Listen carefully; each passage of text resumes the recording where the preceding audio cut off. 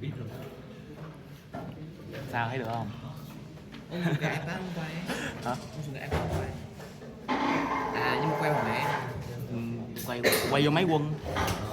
Ok. Ok. Cái nốt app của ông tên gì? Quick Note đúng không? Quick Notes. Cháu ơi lúc mình present hoặc là mình đi bật đeo cà vạt. À không, đeo cà vạt. Đeo cà vạt.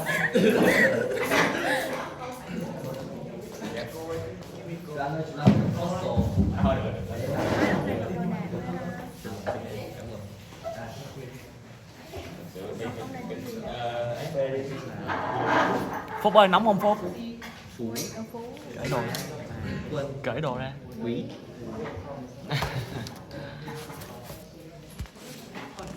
Thôi chuẩn bị kỹ lắm nha, qua stock. Yes.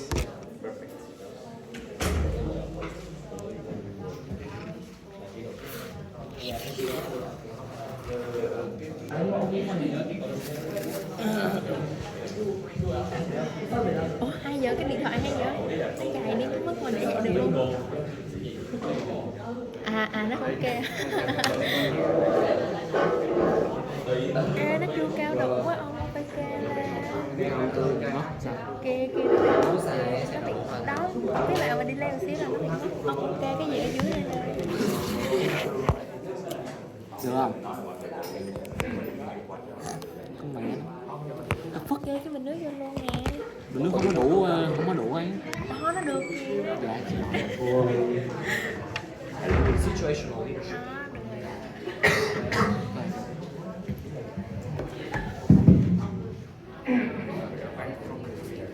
Teacher, so we are ready for our presentation. Yeah, so we will do it right now.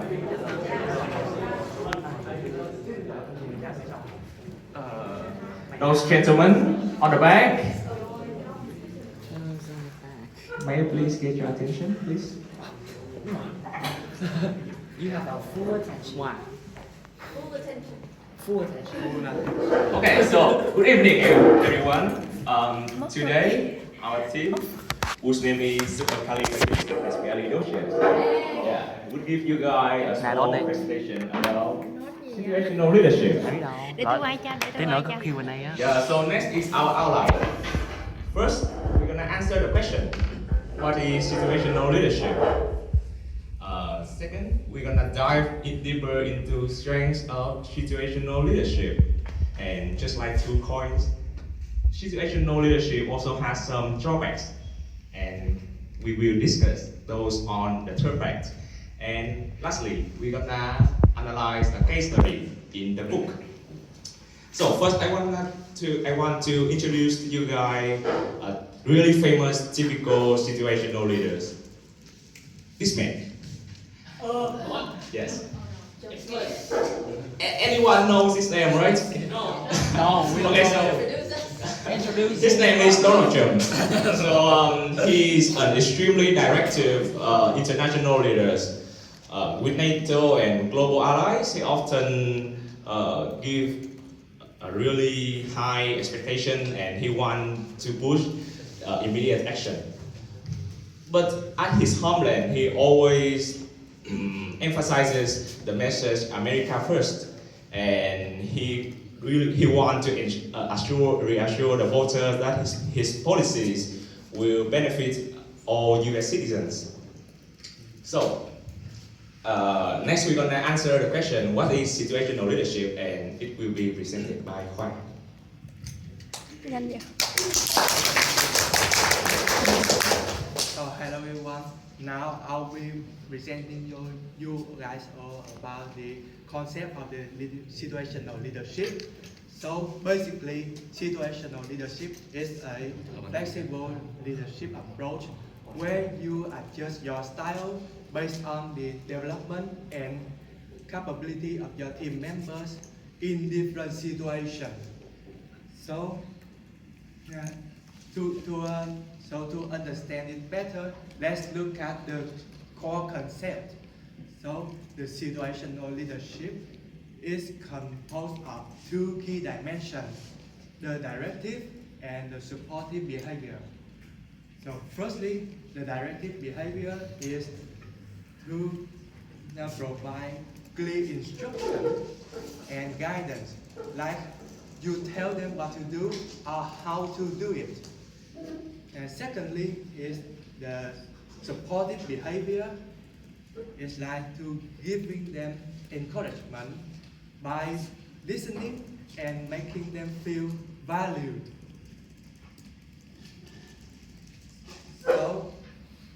So that it is important that these two dimensions can be either high or low, depending on the employees, depending on the employee developmental stage of developmental stage. So that therefore a good leader should know how to emphasize one or to balance them both. So next, let's see how these two dimensions combine and create these distinct leadership styles. So firstly is the directing style with high directive and low supportive behavior. So it is suitable for the new and inexperienced team members. So now you should provide them clear instruction and closely monitor their work to ensure effectiveness. And secondly is the coaching. So with the high directing and high supporting behavior, it is best when your team members is developing their skill but still need guidance. So now, which means you have to provide both guidance and encouragement to stimulate their enthusiasm. And then we have the supporting behavior, which include high supportive and low directive behavior. So now it is suitable when your team member is capable, but they still lack confidence. So now you have to offer the support and encouragement, but still allow them to work on their decision. And the last one is the delegating. So this includes low directive and low supportive behavior. It is best for your team who's very skilled and motivated. So now all you have to do is to give them autonomy and let them work independently. So now that's all we learned about the style. Let's continue to the benefit of the situational leadership. So now Phúc will present it to you guys.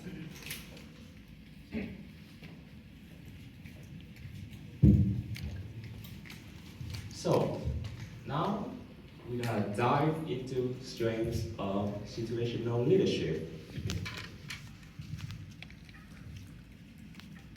Any great situational leaders is one who has great flexibility. This is one of the most significant strengths of situational leadership because they have an adaptability to respond effectively to varying team dynamics and challenges, therefore enhancing overall team performance. This meant His name is Dwight Eisenhower. He's a supreme commander of the Allies during the World War II. During that war, he showcased his great flexibility so that he can balance the interest between the political leaders and military commander. This picture was taken during the D-Day invasion. You guys know D-Day invasion?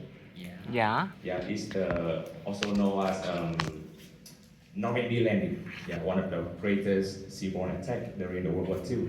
So, in that campaign, first he used a directive approach to ensure clear communication and execution, while later using supportive to maintain the connection between team leaders and to maintain the unity and morale among troops. Well, another strength of situational leaders is that they are a real motivator. Well, they focus on addressing and assessing the developmental needs of their team members. By providing tailored support, they can foster professional growth and skill enhancement, as well as motivation among employees. This man, his name is Alan Mulally. Well, in 2006, he was chosen as the CEO of Ford. You guys know Ford, the automaker company in the US? Yeah, so at that time, Ford was on the verge of bankruptcy. And this man managed to lead that company and make it to become the most successful automaker company in the US. So how did he do that? Well, he adapted a great coaching and supportive style. He fostered the collaboration and connection between the employees, and he gave them the right to have the ownership of their own works, and all of that contributed to Ford's turnover. Any leaders have to play a role of a bridge. Well, this approach encourages open communication between leaders and team members, which can strengthen relationships and promote collaboration. This figure, he is Jaden Wooden. He is a legendary UCLA coach. You guys know UCLA? Yes, the basketball league of the college in America. Yeah. So this man is famous for his emphasis on relationship building and collaboration. So he always encouraged the open dialogue with the team member. So he has a comprehensive understanding about the weaknesses and strengths of each player.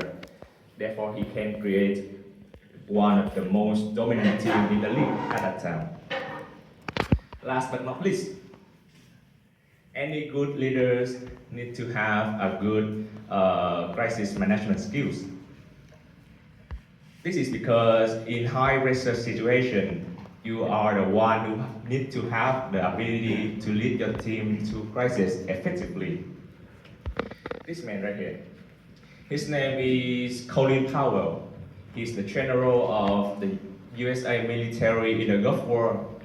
Yes, the Gulf War is an armed conflict between Iraq and 42 nation coalition.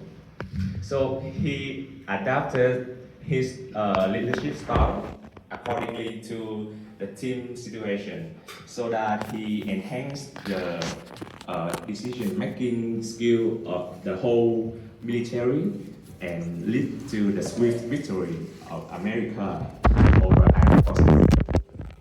So that's all four remarkable strengths of situational leadership. And as informed before, the next will be drawbacks of situational leadership, and it will be presented by Hello everyone. A famous psychologist said that What doesn't kill you make you a stronger.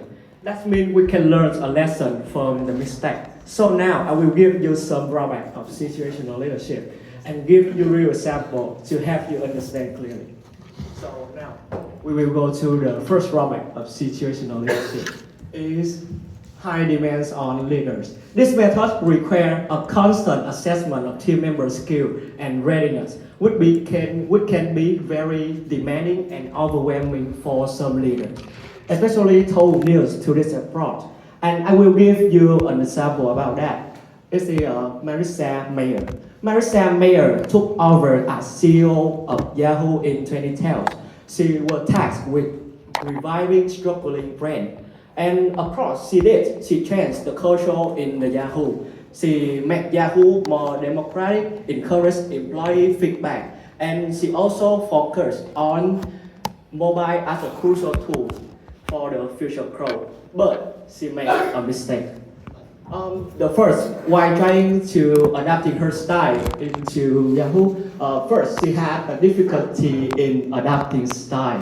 While adapting style, she received many criticism for not effectively adapting her style. This seems to be inconsistent about her decision. And the second is resistance from employees. Mayor tries to ban telecommuting to improve collaboration in the company, but the person who values flexibility didn't like it. And the last is high expectation. She suffered from many high expectations from public representation and investor, so that can affect her ability to adapting her style. And these things may cause to the second drawback of situational leadership is potential for burnout. And there are two things drawback of situational leadership, and we will go to the third drawback of situational leadership is short-term focus. Many situational leaders may prioritize immediate result over long-term development. I will give you an example about the app Jenny. The CEO of app Jenny tried to apply situational leadership, rapidly train her style and the coaching. And yes, of course, that the company will succeed, and just within 6 months, they have many apps advanced. But in the future, when many competitors they introduce more advanced app engine had a difficulty to innovate. And now we will move to the last drawback of situational leadership is complexity in decision making.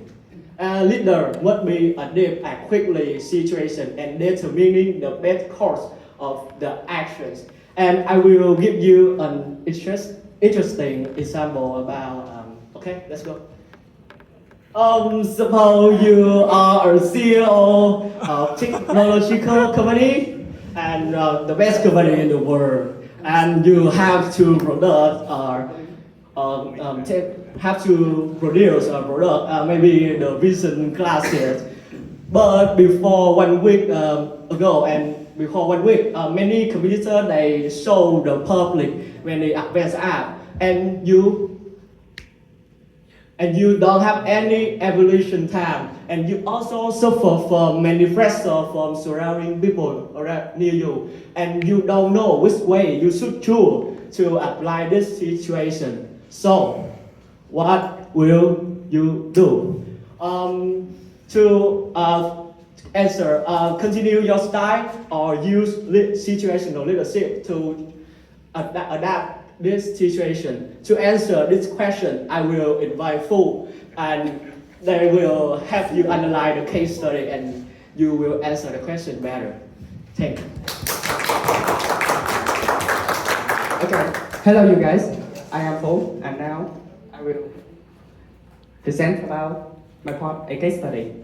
While different leadership styles will have different drawbacks, but it is only in real life situations that we can see these challenges truly emerge. And therefore, we are going to dive deep into the case study named A Tale of Two Teams. In this case study, we will learn about three leadership figures. The first one is the principal, Mr. Jorge Hernandez. He was tasked with improving his students' score. And therefore, he delegated the job to his two departments, namely the English and the math departments. So, the two heads of these departments are Mr. Lewis Milton and Ms. Tamika Jones. These two leaders have distinct approaches to this issue. For Ms. Tamika Jones, she was a highly supportive and lowly directive manager, and therefore she met regularly with the teachers, and she organized and analyzing data with them. And also they let the teachers modify the instruction based on their findings. This makes her a very a low directive leader. And also she provides support security resources such as the language art lab for her team and celebrating their successes. On the other hand, Mr. Lewis Milton, the mathematics department head, was more of a highly directive and lowly supportive leader figure, and this showed through his actions, like only held one meeting throughout a 6-month span, and he analyzed the data himself while taking everything into his hand. Also, he didn't really provide support to his colleagues. And because of this difference in approaches, there is a disbalance between the two departments' performance. In the English department, thanks to Ms. Tamika Jones' strategy, there was a significant role in the language arts score, while for the math department, the teachers feel unsupported and the score remained stagnant. And this is the end of the case study, and we'll have an analysis of it. Thank you.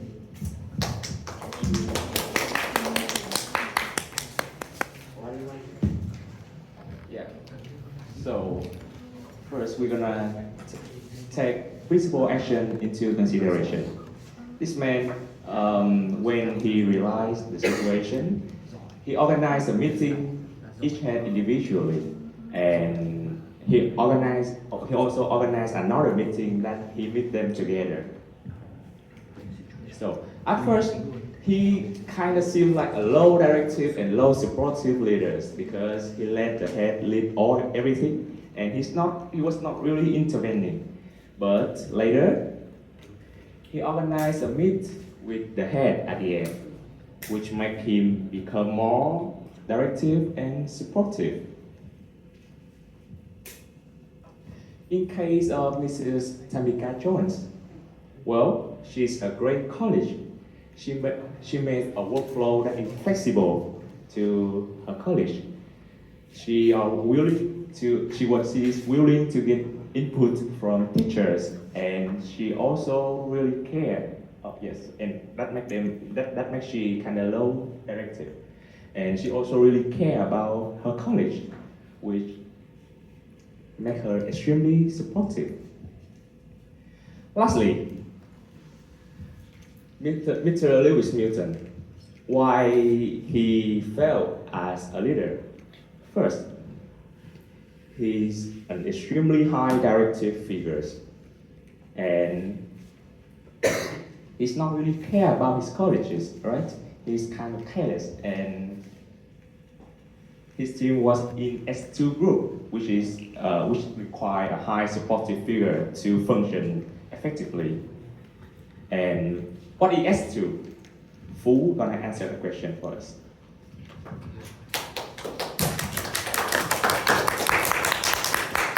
Okay, so to understand why Mr. Lewis Milton felt we need to discuss a little bit about this diagram. So as we have already known from the introduction part, we need to adjust our leadership style, which includes directive and supportive approach, and therefore his style was high directive and low supportive, which is very suitable for an employee at this developmental stage, which means that the employee is low in competence but high in commitment. But in reality, his team was very likely to be at D2 stage of development, which will require high supportive because they have low motivation in contrast with the high motivation that this stage of development has.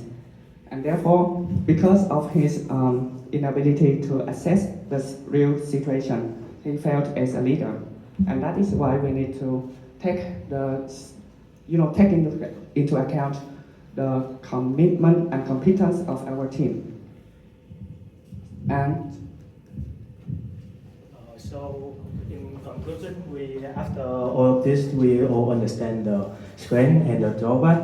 But we went from the example from Mr. Donald Trump to Mr. Foss, Eisenhower. But to the end of the day, we still have to understand your teammate, your team, where your team was at the state from S1, S2, S3, or S4 to be higher directive or low directive. But basically, you have to understand your teammate. So you are the leader. You have to guide them all around to reach your final goal. So that's our presentation today. So thanks for listening. Do you have any questions? Josh? So, if you guys have any questions, please stand up and have a small discussion with us. Can I see your questions? Can I see your questions?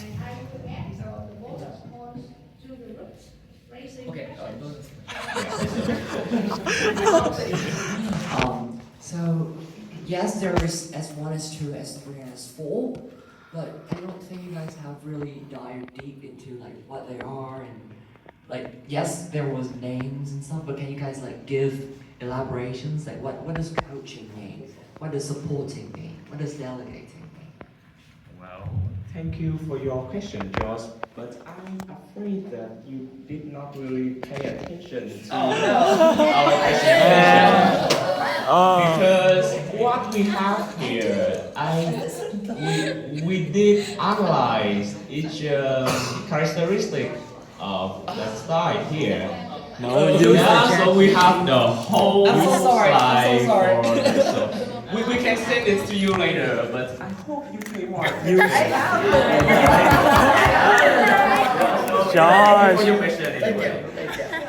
Any other questions? Can I see your other questions? No, I have a few more, but because I forgot. No, ask your friend. Where's your Any friend? other questions? I already have them. Can we ask for the point? Yeah, here. Okay. Yeah, so I guess I there will- is no more I question. will If you ask. have any question, this is. What's the difference between situational and transformational? Because transformational is also personalized.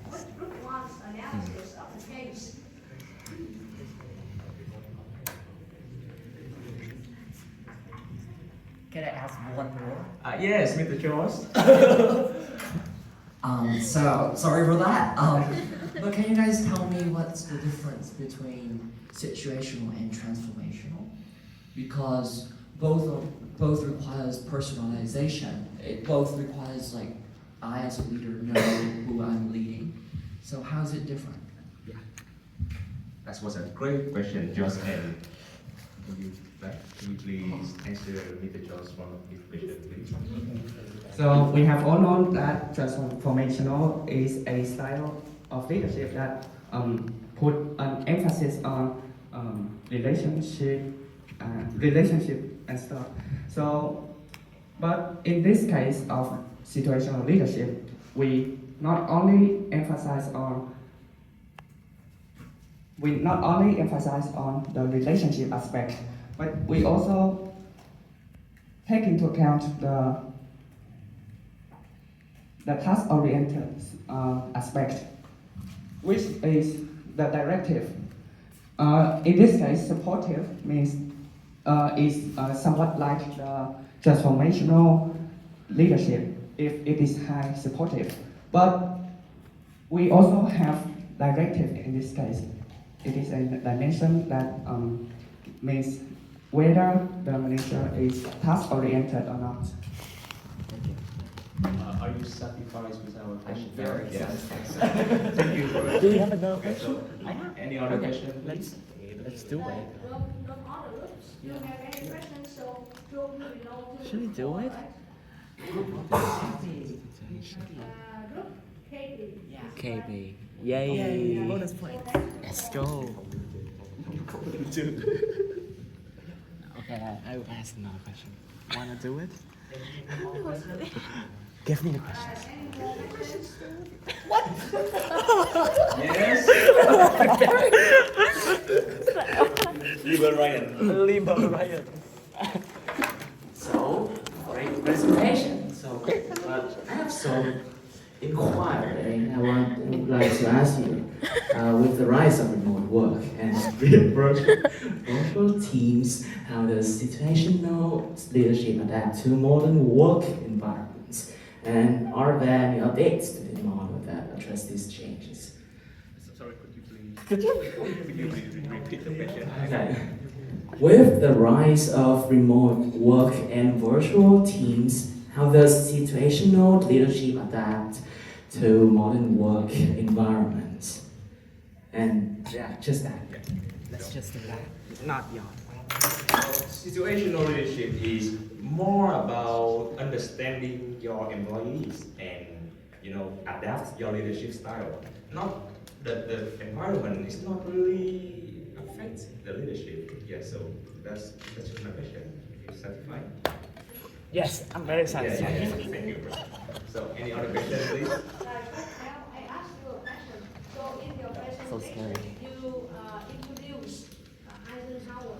Yeah. Like Eisenhower is like general opinion like in our country. Yeah. But later he became the 34th president of the United States, and he served for 2 terms, right?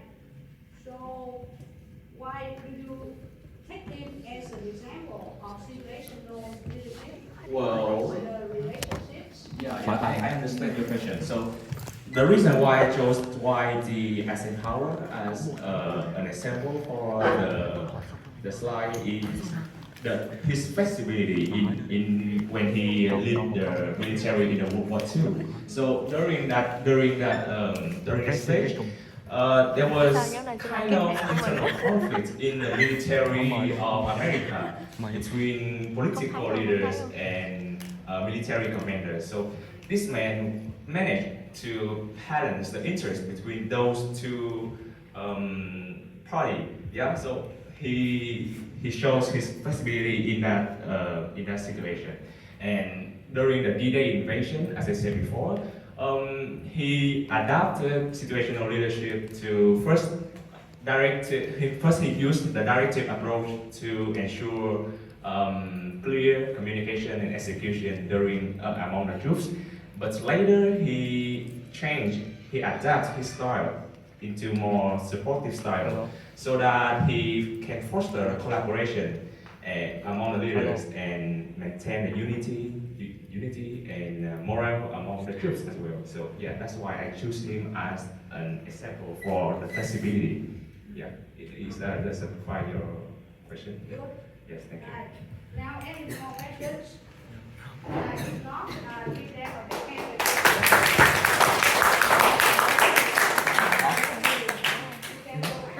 2 điểm đúng không? Xong 1 điểm trừ. Một điểm trừ. Không nói đùa. Very good, good job. We love you. Our group love you a lot.